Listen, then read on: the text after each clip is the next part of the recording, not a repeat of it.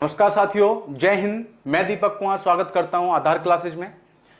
देखिए, सबसे पहले मैंने जो वीडियो डाली थी, जो सबसे पहली वीडियो आई थी, उसमें भाषा परिचय, भाषा का इंट्रोडक्शन के बारे में मैंने आपको बताया था कि भाषा का विकास, हिंदी भाषा का विकास कैसे हुआ, भाषा क्या होती है, भाषा के कितने प्रकार होते हैं। दूसरी वीडियो जो आई है उसमें मैंने आपको बताया है स्वरों के बारे में, या ये कह दें कि वर्णमाला के बारे में। ठीक है, तो चलते हैं आगे। मैंने आपको बताया था कि वर्णमाला 3 भागों में विभक्त होती है। वर्णमाला 3 भागों में विभक्त होती है। कौन कौन से भाग हैं वो? स्वर, व्यंजन, अयोगवाह। स्वर, व्यंजन, अयोगवाह। ठीक बात है। वर्णमाला में वर्णों की कुल संख्या कितनी होती है? वर्णमाला में वर्णों की कुल संख्या कितनी होती है? होती है 52, 52 होती है, जिसमें 11 स्वर होते हैं। व्यंजन कितने होते हैं? 39 होते हैं। और अयोगवाह कितने होते हैं? 2 होते हैं। सही बात है। ये 33 मैंने इसलिए लिखा है कि अगर आपसे पूछे कि व्यंजन मूल रूप से कितने होते हैं, तो हम बताएंगे व्यंजन मूल रूप से 33 होते हैं। और कुल वर्णों की कुल संख्या कितनी होती है? 52। ठीक है। उच्चारण के आधार पर स्वर कितने होते हैं? 10। लेखन के आधार पर कितने होते हैं? 11। ठीक है। कुल वर्ण उच्चारण के आधार पर कितने होते हैं? ध्यान रखना, कुल वर्ण उच्चारण के आधार पर कितने होते हैं? 45। और लेखन के आधार पर कुल वर्ण कितने होते हैं? 52। उसी तरह व्यंजन टोटल कितने होते हैं? 39 लेखन के आधार पर हैं। लेकिन अगर आपसे पूछे, देखो बहुत कंफ्यूजन हो जाता है इन चीजों में, ध्यान रखना। अगर आपसे पूछता है उच्चारण के आधार पर व्यंजन की कुल संख्या कितनी है? 35। ठीक है। तो स्वरों की कुल संख्या 11, उच्चारण के आधार पर 10, व्यंजन की कुल संख्या 39, उच्चारण के आधार पर 35। ठीक है। कुल वर्णों की संख्या 52, लेकिन उच्चारण के आधार पर कितने हुए? 45, 45। ठीक है। इतने आपको समझ में आ गया था। स्वरों के बारे में मैंने लास्ट वीडियो में बता दिया है। स्वर क्या होते हैं? स्वर ऐसे वर्ण होते हैं जिनका उच्चारण करते समय किसी अन्य वर्ण की सहायता नहीं लेनी होती है, या ये कह दे कि जिनका उच्चारण स्वतंत्र रूप से होता है, अर्थात जो प्राण वायु है, जो मुख से निकलने वाली वायु है, शब्दों को वर्णों को उच्चारित करते समय वो मुंह के किसी भाग से टकराकर नहीं निकलती है, स्वतंत्र रूप से निकलती है। ठीक है। तो ये भी कह सकते हैं और ये भी कह सकते हैं कि स्वर ऐसे वर्ण होते हैं जिनका उच्चारण करने के लिए अन्य किसी वर्ण की आवश्यकता नहीं होती। ठीक बात है। तो हमारा स्वर हो गया था, स्वर हो गया था, स्वर के प्रकार भी हो गए थे। आज जो हमें पढ़ना है उसका नाम है व्यंजन। आज हमें क्या पढ़ना है? आज हमें व्यंजन पढ़ना है। चलिए, व्यंजन, व्यंजन क्या होते हैं? देखिए, बहुत सिंपल डेफिनेशन है, बहुत साधारण परिभाषा है इसकी कि ऐसे वर्ण जिनका उच्चारण करते समय, या ऐसे वर्ण जिनका उच्चारण करने के लिए स्वरों की आवश्यकता होती है। ऐसे वर्ण जिनका उच्चारण करने के लिए स्वरों की आवश्यकता होती है, क्या कहलाते हैं? व्यंजन कहलाते हैं।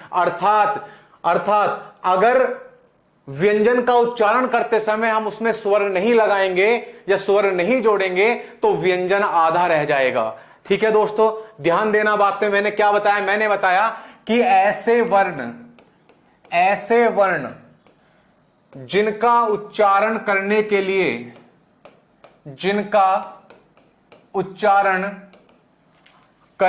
लिए,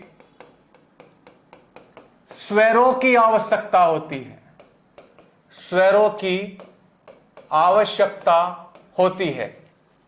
अर्थात व्यंजन जो है उनका उच्चारण कैसे होगा? जब वो हम उसमें स्वरों को जोड़ेंगे, उसके बाद ही वो उच्चारित हो सकेंगे। अगर हम व्यंजन में स्वर नहीं जोड़ेंगे तो वो व्यंजन कैसा रह जाएगा? वो व्यंजन आधा रह जाएगा। इतनी बात समझ में आई? स्वर ऐसे थे जिनका उच्चारण करने के लिए अन्य किसी वर्ण की आवश्यकता नहीं थी, लेकिन व्यंजन ऐसे हैं जिनका उच्चारण करने के लिए हमें स्वरों की आवश्यकता होगी। ठीक है। कैसे होगी देखते हैं। हमने ये लिख दिया कै, ये क्या है? व्यंजन है। क्या है? व्यंजन है। सही बात है। अब किस तरह संरचना है इसकी, कैसे बना है एक कै, तो मैं आपको बता देता हूं। कै जो बना है वो बना है आधा कै और ऐसे मिलकर बना है। कै कैसे बना है? आधा कै और ऐसे मिलकर बना है, तब इसका पूर्ण उच्चारण क्या हुआ? कै। क्या हुआ? कै। अब आप कहोगे जी ये चीज क्या है, ये क्या लगा दिया तुमने नीचे, ये समझ में नहीं आ रही।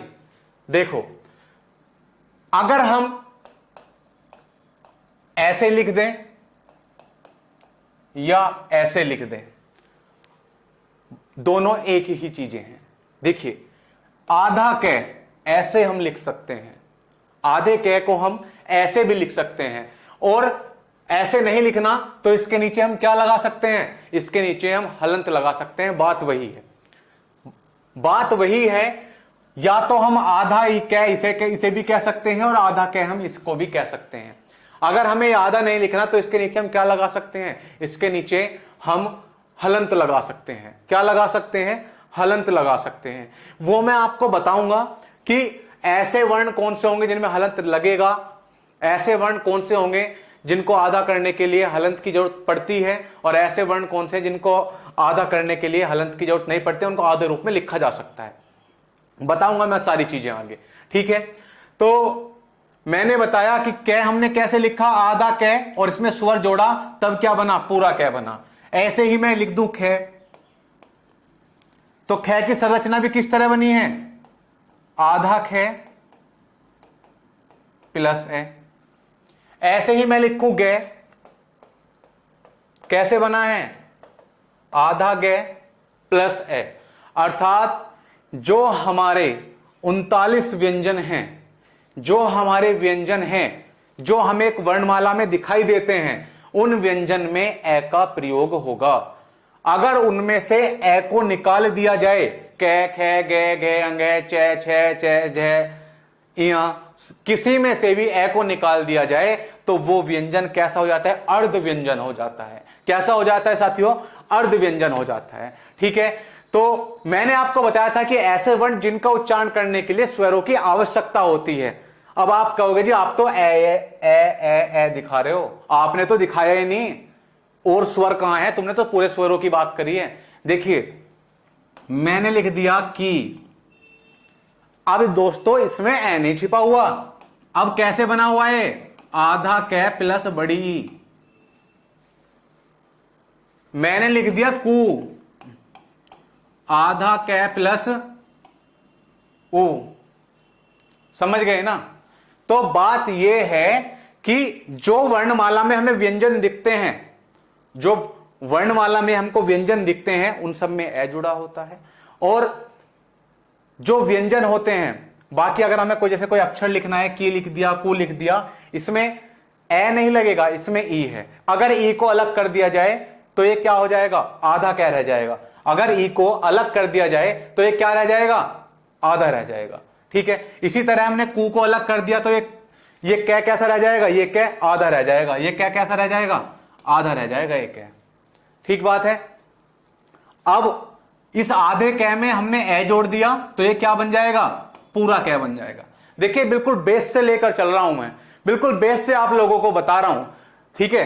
क्या होता है व्यंजन? ऐसे वर्ण जिनका उच्चारण करते समय स्वरों की आवश्यकता होती है। जैसे कै है तो कै में ए जुड़ा तब पूरा कै बनेगा, खे में ए जुड़ा, आधा खे और ए जुड़ा तब खे बनेगा, गे है आधा गे प्लस ए तब गे बनेगा। अगर हमने इनमें से स्वर चुरा लिए, अगर हमने कै खे गे में से स्वर चुरा लिए, तो ये आधा कै, आधा खे और आधा गे बचेंगे, ठीक है। अगर हमने की में से ई निकाल दिया तब भी आधा कै बचेगा, कु में से ऊ निकाल दिया या स्वर निकाल दिया तो कैसा हो जाएगा? आधा कै हो जाएगा, ठीक बात है। अब बात आती है, जो व्यंजन होते हैं उनकी कुल संख्या कितनी होती है? तो व्यंजन की अगर हम कुल संख्या की बात करते हैं, व्यंजन की अगर हम कुल संख्या की बात करते हैं तो होती है 39। व्यंजन की कुल संख्या कितनी होती है? 39 होती है। लेकिन अगर हम बात करें कि मूल रूप से व्यंजनों की कुल संख्या कितनी होती है, तो होती है 33, ठीक है, 33 होती है। कुल संख्या 39 और मूल रूप से कितनी होती है इनकी संख्या? 33 होती है। सही बात है। तो मैंने आपको व्यंजन की परिभाषा बताई, ठीक है, और क्या बताया, व्यंजनों की कुल संख्या 39 और मूल रूप से 33 होती है। सही बात है। अब हम पढ़ेंगे व्यंजन के प्रकार। क्या पढ़ेंगे?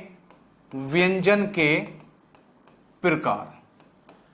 कितने प्रकार के होते हैं व्यंजन? व्यंजन के क्या क्या प्रकार होते हैं? देखिए, सबसे पहला, देखिए एक चीज आपको ध्यान रखनी है, व्यंजन अनेक प्रकार के होते हैं, लेकिन अगर हमसे मुख्य रूप से पूछे, मुख्य रूप से या मूल रूप से पूछे कि व्यंजन के मूल रूप से कितने प्रकार होते हैं, तो हम कहेंगे कि व्यंजन के मूल रूप से, व्यंजन के मूल रूप से 3 प्रकार होते हैं। भैया कितने बताए? 3। व्यंजन के मूल रूप से 3 प्रकार होते हैं। सबसे पहला आ जाएगा आपका स्पर्श व्यंजन। कौन सा आ जाएगा? स्पर्श व्यंजन। यह बात कर रहा हूं मैं किसकी? मूल रूप से व्यंजनों के प्रकार की, ठीक है, स्पर्श व्यंजन। दूसरा है आपका अंतस्थ व्यंजन। दूसरा क्या है आपका? अंतस्थ व्यंजन है जी, स्पर्श व्यंजन, अंतस्थ व्यंजन। और तीसरा है आपका ऊष्म व्यंजन। तीसरा है आपका ऊष्म व्यंजन। अगर आपसे पूछे कि व्यंजन मूल रूप से कितने प्रकार के होते हैं, तो व्यंजन मूल रूप से 3 प्रकार के होते हैं भैया, स्पर्श व्यंजन, अंतस्थ व्यंजन और ऊष्म व्यंजन। सही बात है। अब इनकी संख्या देख लेते हैं जी। स्पर्श व्यंजन कितने होते हैं? अजी हमें ये बताओ, अंतस्थ व्यंजन कितने होते हैं?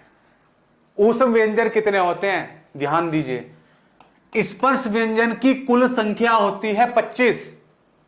स्पर्श व्यंजन की कुल संख्या होती है 25। अंतस्थ व्यंजन की कुल संख्या होती है 4 और ऊष्म व्यंजन की कुल संख्या होती है 4।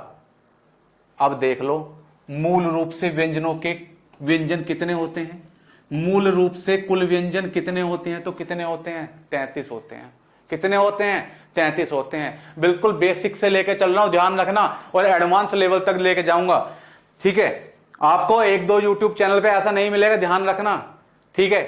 हां, एक किसी एक पे नहीं मिलेगा।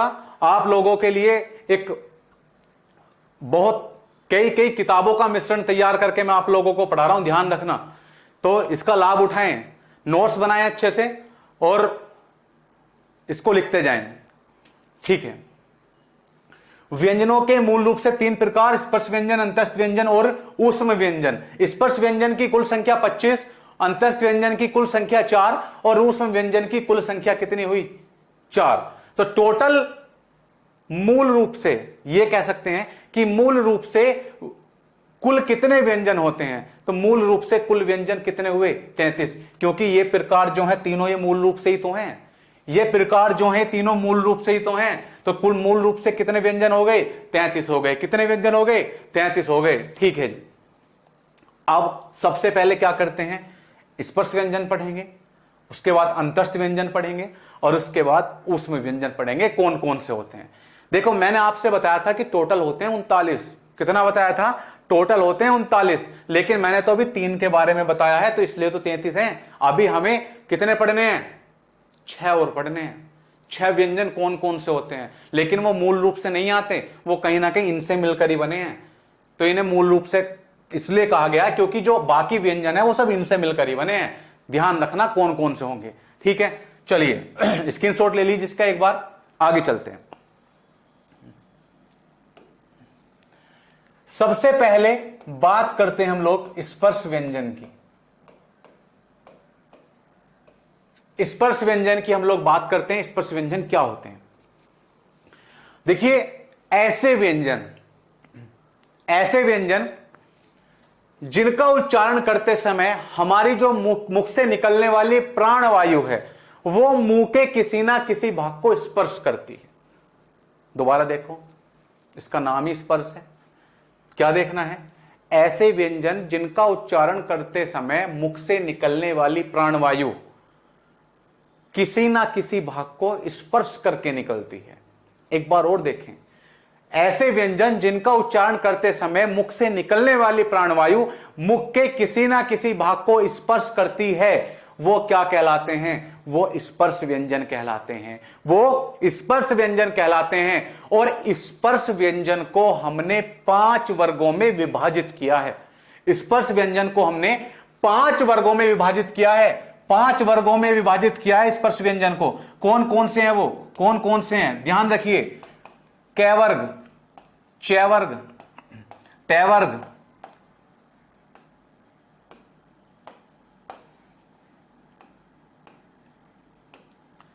च वर्ग, ट वर्ग, त वर्ग,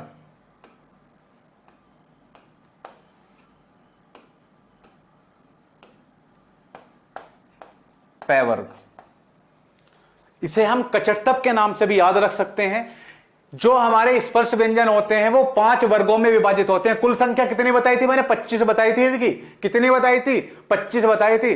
तो और ये 5 वर्गों में विभाजित हैं और पांचों में 5-5 ही वर्ण है, तो हो गए ना 25। देखिए, ये बोला जाएगा कै वर्ग, ये च वर्ग, ये ट वर्ग, ये त वर्ग और ये पै वर्ग। कै वर्ग, च वर्ग, ट वर्ग, त वर्ग और पै वर्ग। ठीक है। कै वर्ग में कौन कौन से स्पर्श व्यंजन होते हैं? ख, ग, घ, अंग है। ये किस में है? ये हमारे कै वर्ग में है। च वर्ग की बात करते हैं। छ, ज, झ, य।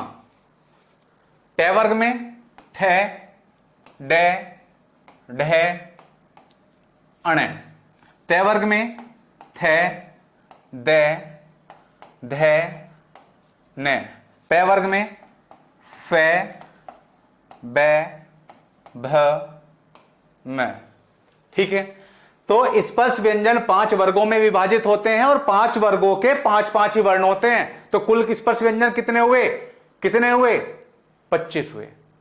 अब एक बात बताओ, जब इनका नाम ही स्पर्श व्यंजन है तो मुख से निकलने वाली वायु कहीं ना कहीं स्पर्श होकर आ रही होगी। तो वो स्पर्श कहां हो रही होगी वो देखते हैं। जब हम कै वर्ग का उच्चारण करेंगे, जब हम कै वर्ग का उच्चारण करेंगे तो कहां स्पर्श होगी वायु? कंठिया में। कहां स्पर्श होगी? कंठिया में। तो इसे हम कंठीय वर्ग भी कह सकते हैं। इसे हम कंठीय वर्ग भी कह सकते हैं। जब हम च वर्ग का उच्चारण करेंगे तो हमारी जो प्राण वायु है, जो मुख से निकलने वाली वायु है, वो कहां स्पर्श होगी? तालवे पर। तालवा कहां होता है? जीभ के मध्य का, जीभ के मध्य का बिल्कुल ऊपर वाला जो हिस्सा है वो क्या कहते हैं? उसे तालवा कहते हैं या तालव्य कहते हैं। तालव्य। तो हम इसे तालव्य वर्ग भी कह सकते हैं। तो पूरे कै वर्ग को हम कंठ्य वर्ग भी कह सकते हैं और च वर्ग को हम तालव्य वर्ग भी कह सकते हैं। ट, ठ, ड, ढ, अण, ये कहां से बोला जाएगा? ठीक है, ये कहां से बोला जाएगा? कहां जो हमारी मुख से निकलने वाली प्राणवायु है वो कहां टकराएगी? तो वो टकराएगी मूर्धा पर। मूर्धा क्या होती है? जो हमारे ऊपर वाले दांत होते हैं, इसके पीछे का जो हिस्सा होता है, इससे हमारे ऊपर वाले दांतों का जो पीछे का हिस्सा होता है वो मूर्धा कहलाता है, मूर्धन्य कहलाता है। तो हमारा जो ट वर्ग है वो कहां से बोला जाएगा? मूर्धन्य से बोला जाएगा। बात करते हैं तैथ है दै ध न की। तैथ है दै ध न की। देखिए, बोल के देखो, तै थ दै ध न। तो जो हमारे मुख से निकलने वाली प्राणवायु है वो कहां टकरा रही है? वो दांतों पर टकरा रही है। तो ये वर्ग हो जाएगा आपका दंतीय वर्ग। ये कौन सा वर्ग हो जाएगा? तय वर्ग। इसे हम दंतीय वर्ग भी कहेंगे। क्या कहेंगे इसको? हम दंतीय वर्ग भी कहेंगे। पै, फै, बै, भै, मैं। ठीक है, तो ये कहां से बोला जा रहा है? पै, फै, बै, भै, मैं। ये बोला जाएगा हमारे होठों से। कहां से बोला जाएगा?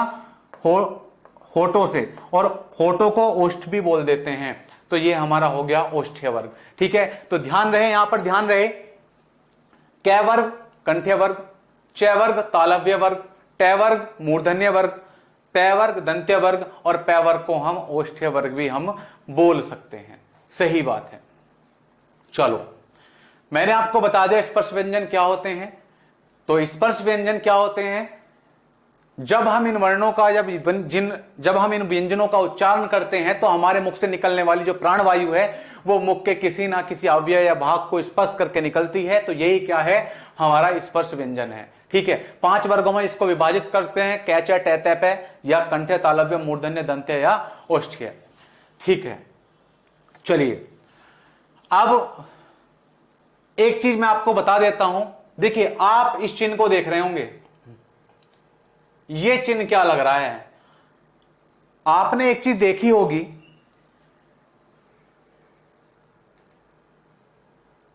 ये चिन्ह यहां भी लगा रहता है, ये चिन्ह यहां भी लगा रहता है,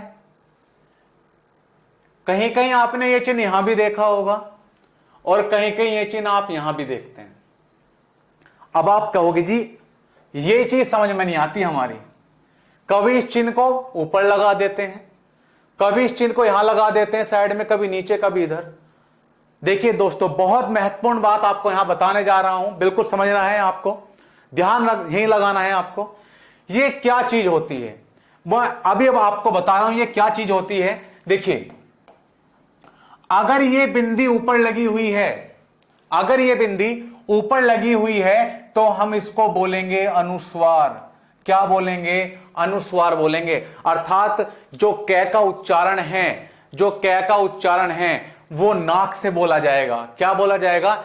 नाक से। ठीक है, कहां से बोला जाएगा? नाक से बोला जाएगा। अर्थात ये जो है, अगर ये बिंदी सिरोरेखा के ऊपर लगती है, अगर ये बिंदी देखिए, इसको सिरोरेखा बोलते हैं, और ये जो है ना, ये वाली ये लाइन जो है, इसे बोलते हैं खड़ी पाई। इस लाइन को बोलते हैं खड़ी पाई और इसको बोलते हैं सिरोरेखा। अगर ये बिंदी सिरोरेखा के ऊपर लगी हुई है तो बोलेंगे इसको अनुस्वार। क्या बोलेंगे? अनुस्वार। अर्थात इसका उच्चारण नाक से करा जाएगा। कहां से किया जाएगा? नाक से किया जाएगा। अगर ये बिंदु इस साइड लगा हुआ है, अगर ये बिंदु इस साइड लगा हुआ है, तब हम इसे बोलेंगे पंचमाक्षर बिंदु। क्या बोलेंगे इसको? पंचमाक्षर बिंदु बोलेंगे भैया। क्या बोलेंगे? पंचमाक्षर बिंदु बोलेंगे। अगर आपने देखा हो, यह बिंदु कहीं कहीं 1-2 वर्ण पर नीचे की तरफ लगा रहता है, सब पे नहीं लगता साथियों, कहीं कहीं लगा रहता है, कहीं कहीं लगा रहता है। जैसे आपने देखा हो, डै के नीचे लगा रहता है, ढै के नीचे लगा रहता है। अब इसे क्या बोलते हैं जी? इसे तो अनुस्वार बोल दिया, इसे पंचमाक्षर बिंदु बोल दिया। अर्थात जब ये बिंदु लगा होगा तो समझ लो वो पंचमाक्षर होगा, अर्थात किसी वर्ग का 5वां अक्षर होगा। और ऐसा केवल एक ही है, ऐसा केवल एक ही है अंग है, कै वर्ग का जो 5वां अक्षर है वो ही है जिसमें इधर बिंदु लगता है। ठीक बात है, बहुत काम की बात बता रहा हूं। ठीक है, किताबों में नहीं मिलती ऐसी चीजें, ध्यान रखना है आप लोगों को। अगर बिंदु ऊपर हो अनुस्वार, अगर बिंदु साइड में हो पंचमाक्षर बिंदु जो केवल इसके अंगे के पीछे लगता है। अगर बिंदु नीचे हो तो इसे बोलेंगे ताड़न जात चिन्ह। क्या बोलेंगे?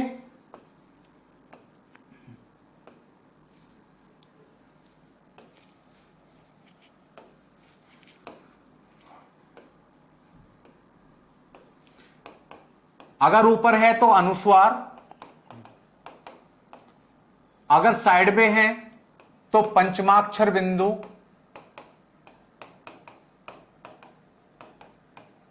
एक वर्ण पर लगता है।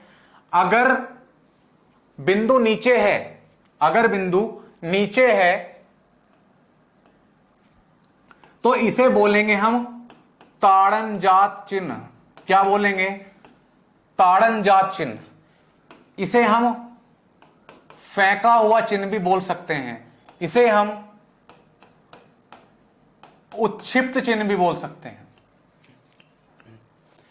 अगर आपका कै मतलब जो ये बिंदु है वो कहां पर लगा हुआ है? वर्ण के नीचे लगा हुआ है, तो हम इसे बोलेंगे ताड़न जात चिन्ह या फेंका हुआ चिन्ह, या इसे हम उत्क्षिप्त चिन्ह भी बोल सकते हैं। ठीक है, ये किन में लगता है भाई? मैंने बता दिया, ये वाला तो केवल एक में लगता है, अंग में, कै वर्ग के 5वें अक्षर में। लेकिन ये जो है ना, ये केवल आपका 2 अक्षर में लगेगा, 2 वर्ण में लगेगा, 2 व्यंजन में लगेगा।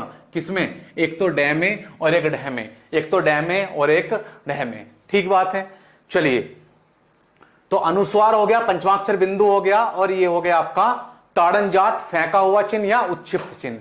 अब एक आपने देखा होगा सब वर्ण के इधर भी लगा रहता है एक बिंदु, आपने देखा होगा एक वर्ण के इधर भी बिंदु लगा रहता है, जिसे हम क्या बोलते हैं, जिसे हम बोलते हैं साथियों नुक्ता। क्या बोलते हैं इसको, इसको हम बोलते हैं नुक्ता। बहुत बार सुना होगा आपने नुक्ता, ठीक है। तो कुछ बच्चे ऐसे कर देते हैं जी ये नुक्ता है, ध्यान रखना बाईं तरफ होगा, लेफ्ट साइड में होगा नुक्ता, ये ध्यान रखना है आपको।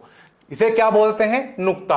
अब भैया नुक्ता होता क्या है, देखिए नुक्ता क्या होता है, जो हमारे विदेशी व्यंजन है या ऐसे व्यंजन है जो हमने विदेशी भाषाओं से लिए हैं, उन व्यंजनों पर नुक्ता का प्रयोग होता है। और नुक्ता वाले व्यंजन टोटल कितने हैं, नुक्ता वाले व्यंजन टोटल कितने हैं, तो देखो वैसे तो 5 हैं, कै, खे, जय, फे और खे,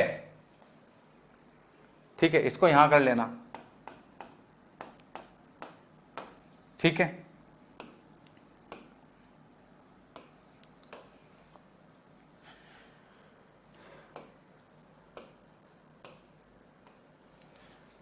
तो नुक्ता कौन से पे लगता है, तो नुक्ता इन 5 व्यंजन पे लगता है भैया।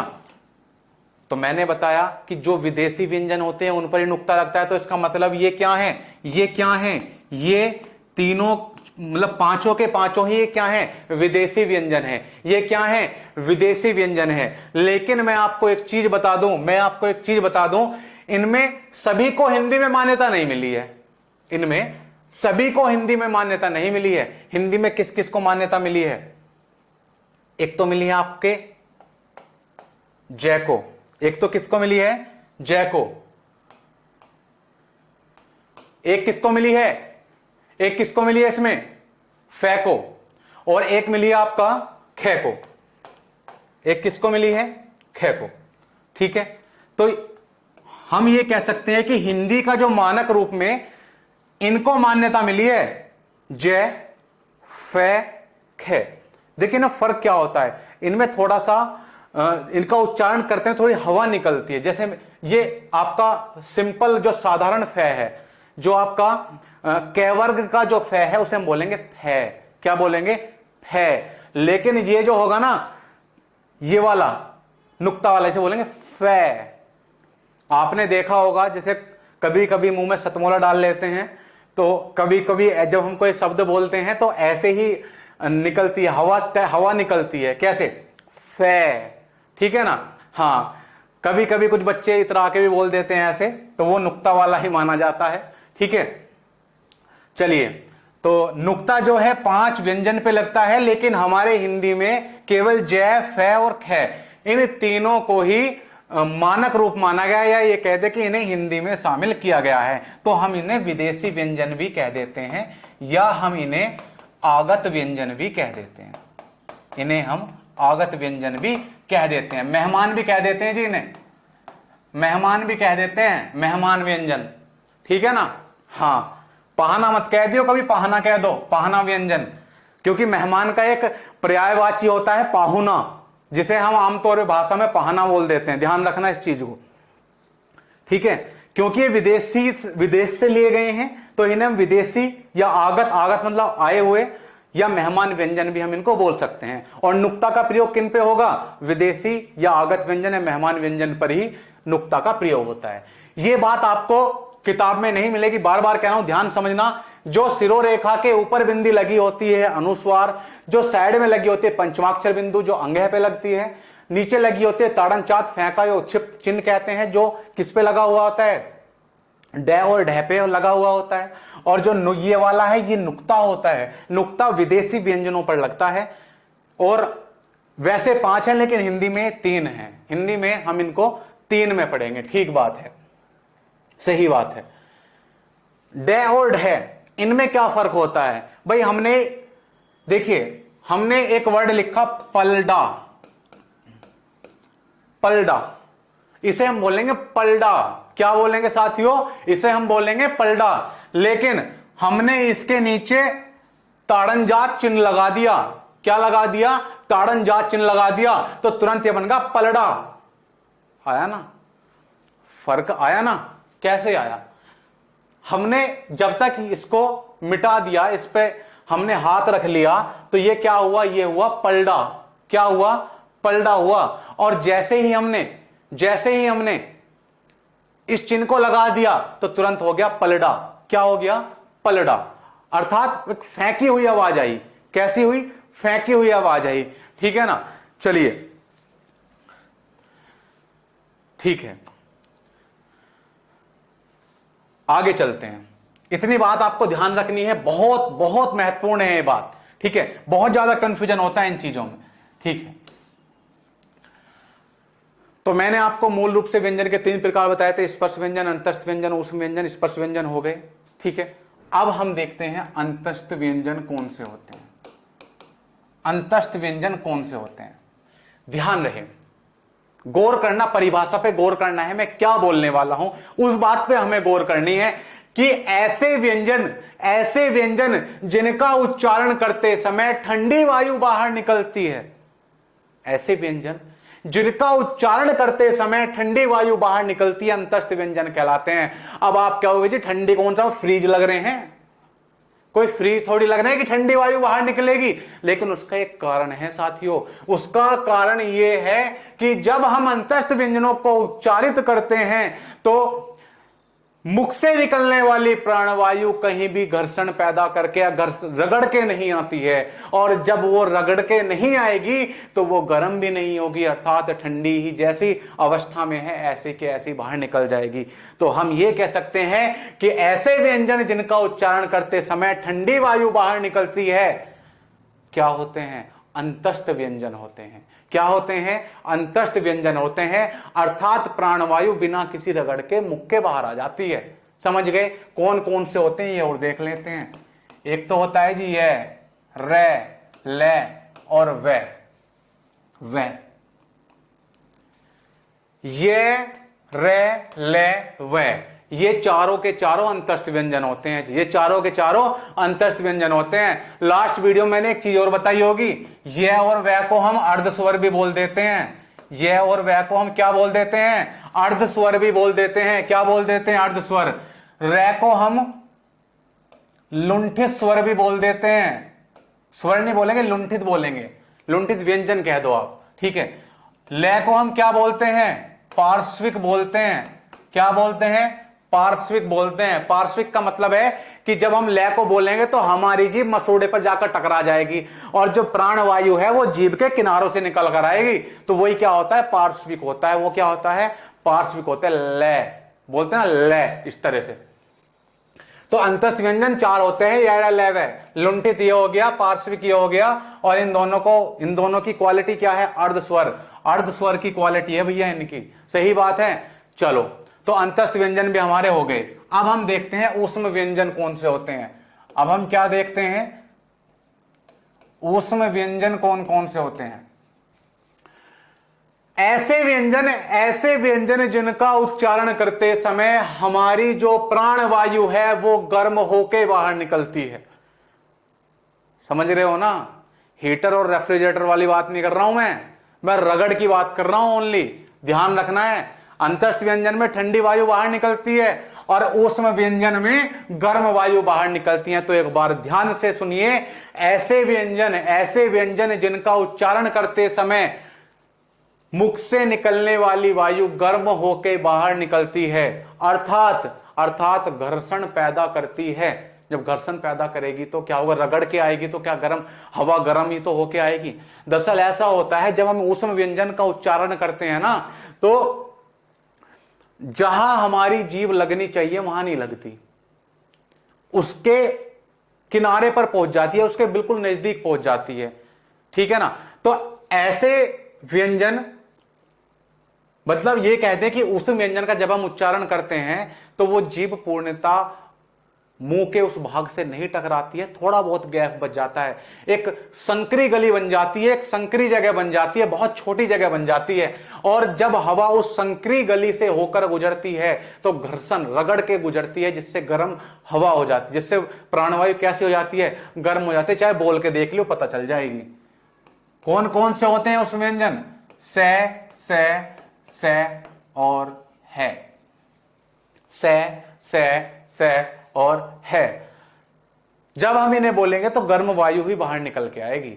अब ये चार क्या होते हैं? ये चारों के चारों ऊष्म व्यंजन होते हैं। क्या होते हैं? ऊष्म व्यंजन होते हैं। बिल्कुल डायरेक्ट यहां से क्वेश्चन ये पूछा जाता है कि बताइए से जो है कौन से व्यंजन का उदाहरण है, या से जो है कौन से व्यंजन का प्रकार है? तो ऊष्म व्यंजन का प्रकार है से और है। ध्यान रखना, ये जो से है इसे हम बोलते हैं तालव्य से। अब हमें ये कहने की जरूरत नहीं जी सलजम वाला से, सब्जी वाला से और षटकोण वाला से, ये नहीं कहेंगे। इसे बोलेंगे तालव्य से, इसे हम बोलेंगे दंतीय से, और इसे बोलेंगे हम मूर्धन्य से। इसे हम क्या बोलेंगे? मूर्धन्य से। अर्थात जब हम इसका उच्चारण करते हैं तो हमारी जीभ तालवे की तरफ चलती है, इसका उच्चारण करते हैं हमारी जीभ दांतों की तरफ चलती है, और इसका उच्चारण करते हैं तो हमारी जीभ मूर्धा की तरफ चलती है। ये मैंने तीनों से के बारे में बताया है। कभी ये पूछ लो जी है क्या है तो है ही है तीन थोड़ी है, तीन तो से हैं। तुमने तीनों से के बारे में बताया, ये तालव्य से, ये दंतीय से और ये मूर्धन्य से। ठीक है, तो दोस्तों स्पर्श व्यंजन हो गए। कौन कौन से होते हैं? 5 वर्गों में विभाजित होते हैं। टोटल कितने होते हैं? 25 होते हैं।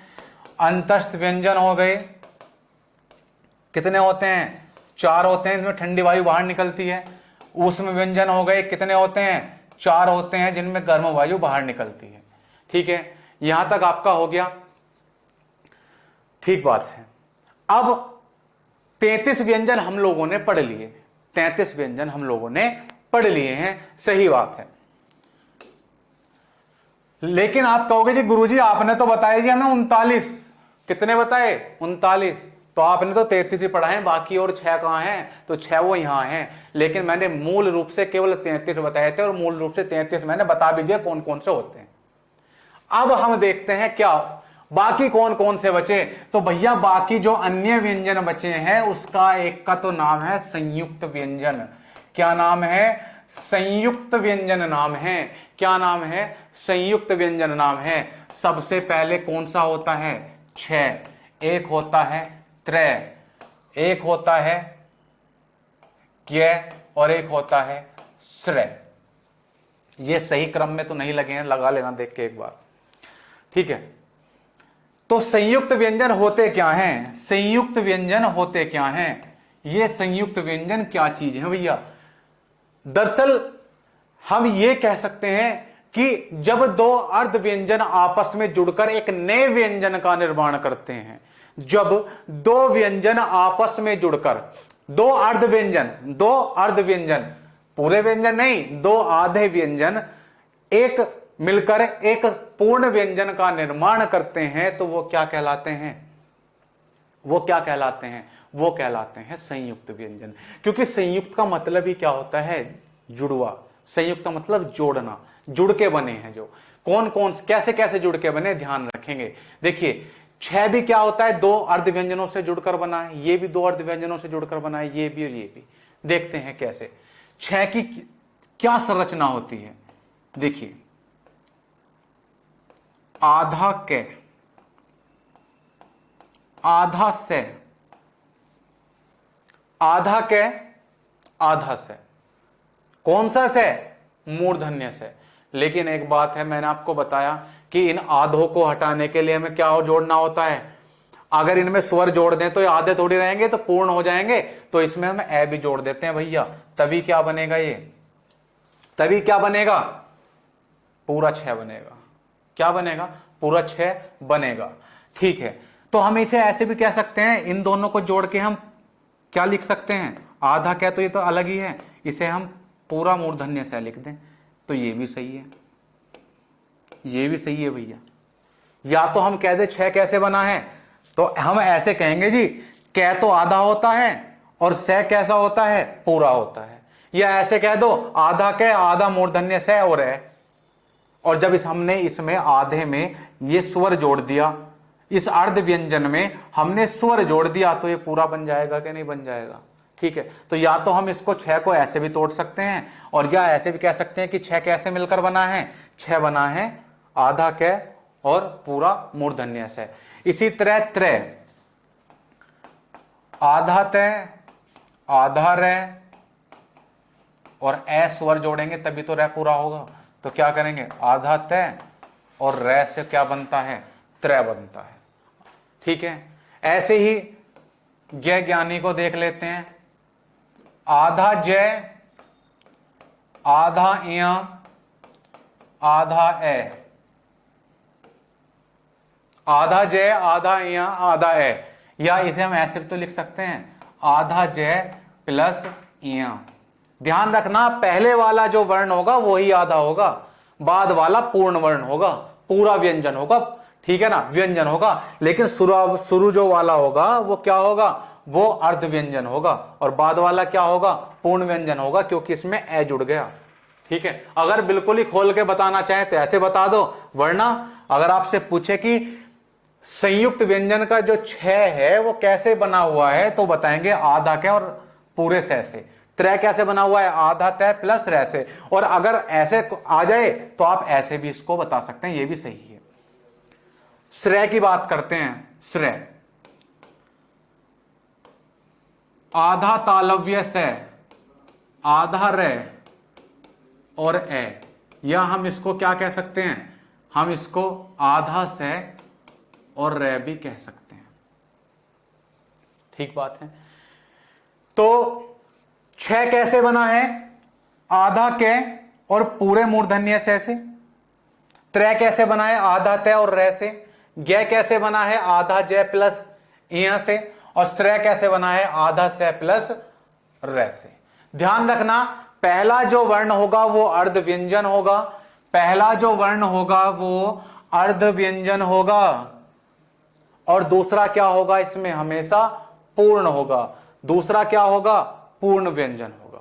तो संयुक्त व्यंजन कितने होते हैं, कितने होते हैं, 4 होते हैं। तो 33 तो मैंने क्या पढ़ा दिए थे आपको, मूल व्यंजन पढ़ा दिए थे, और 4 संयुक्त व्यंजन पढ़ा दिए थे। तो कुल कितने व्यंजन पर हमने बात की है, तो कुल हमने 37 व्यंजनों पर बात की है।